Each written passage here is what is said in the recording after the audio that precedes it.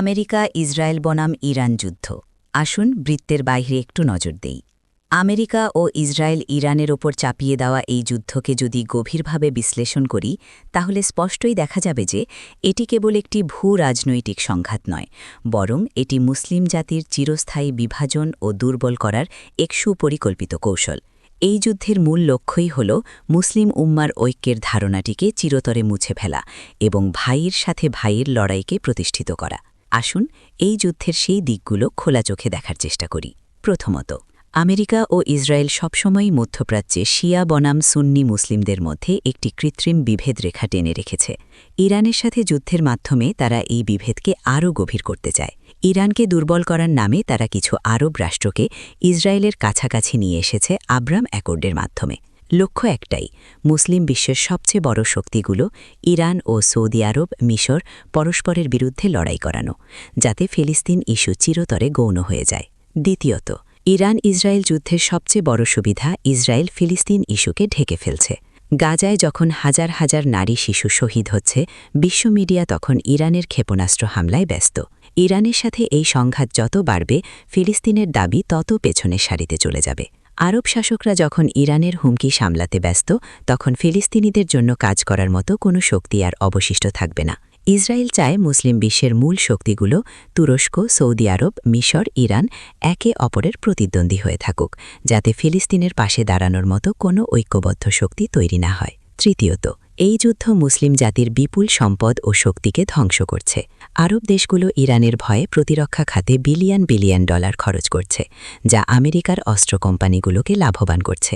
অথচ এই অর্থ যদি শিক্ষা, প্রযুক্তি ও শিল্পে বিনিয়োগ করা হতো, তাহলে মুসলিম বিশ্ব আজ আত্মনির্ভরশীল ও শক্তিশালী হতো।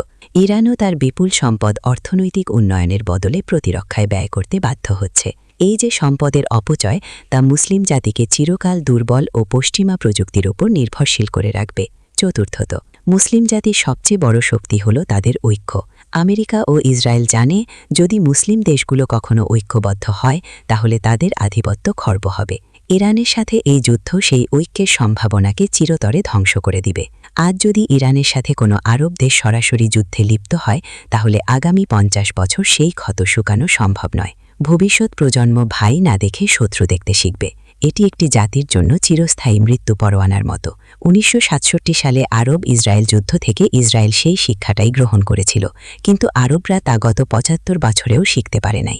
পঞ্চমত, এই যুদ্ধের আরেকটি শিকার হল আরবের সাধারণ জনগণ। ইরানের হুমকি দেখিয়ে তাদের শাসকরা জনগণের স্বাধীনতার দাবি দমন করছে। আমাদের যদি দুর্বল করো, তাহলে ইরান এসে দখল করে নেবে। এই ভয় দেখিয়ে তারা স্বৈরাচারী শাসন টিকিয়ে রাখছে।